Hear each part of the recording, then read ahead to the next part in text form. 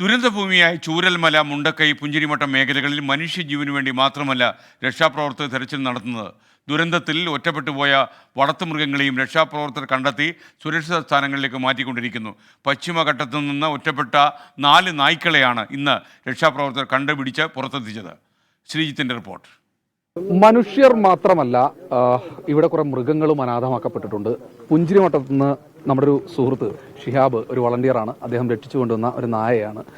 എങ്ങനെയാണ് അങ്ങോട്ട് പോകാനുള്ള സാഹചര്യം ഉണ്ടായത്? അങ്ങോട്ട് പോകാനുള്ള സാഹചര്യം നമ്മൾ ഇതിലെ ഈ വെള്ളം ഒഴുകി വന്ന സ്ഥലത്ത് കൂടെയാണ് അങ്ങോട്ട് പോവുക. ഇവിടുന്ന് ഒരു 3.5-4 കിലോമീറ്റർ മേലെയാണ് പുഞ്ചിരിമട്ടം എന്ന് പറഞ്ഞ സ്ഥലം. അവിടെ അനാഥപ്പെട്ട 4 നായ്ക്കളുണ്ടായിരുന്നു. 2 എണ്ണം ഇന്നലെ ഞങ്ങൾ താഴേക്ക് എത്തിച്ചു. ഇന്നിപ്പോൾ 2 എണ്ണം. ഇപ്പോൾ ഞാൻ ഒരെണ്ണം മേലത്തെ എത്തിച്ചിട്ടുണ്ട്. ഈ മദ്രസിൻ്റെ അവിടേക്ക് ഭക്ഷണം കൊടുക്കാനായിട്ട് എത്തിച്ചിട്ടുണ്ട്. ഇപ്പോൾ രണ്ടാമത് പോയി എടുത്തു വരുവാണിത്. വരാൻ തയ്യാറായില്ലേ?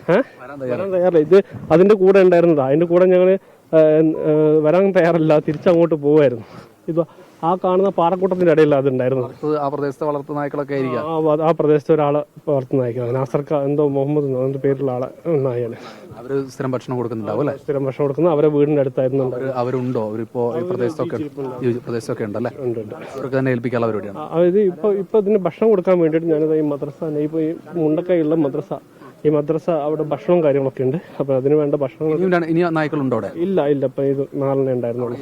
വേറെ ഏതെങ്കിലും മൃഗങ്ങളെ ഇങ്ങനെ ഒറ്റപ്പെട്ട് കിടക്കുന്നത് ഇപ്പൊ പൂച്ചയും ഈ നായ്ക്കളും മാത്രമേ ഉണ്ടായിരുന്നത്. ഇപ്പൊ 4 എണ്ണം ഉണ്ടായിരുന്നു. അതിൽ 2 എണ്ണം ഞങ്ങൾ ഇന്നലെ എത്തിച്ചു. ഇനി 2 എണ്ണം ഉണ്ടായിരുന്നത്. ഒന്നിപ്പോ ഞാനിപ്പോ അവിടെ കൊണ്ടെത്തിച്ചിട്ടുണ്ട്.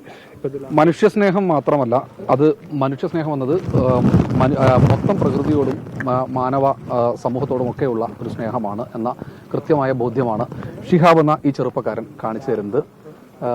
VS രാഹുലിനൊപ്പം ശ്രീകുമാരൻ, 24 വയനാട്.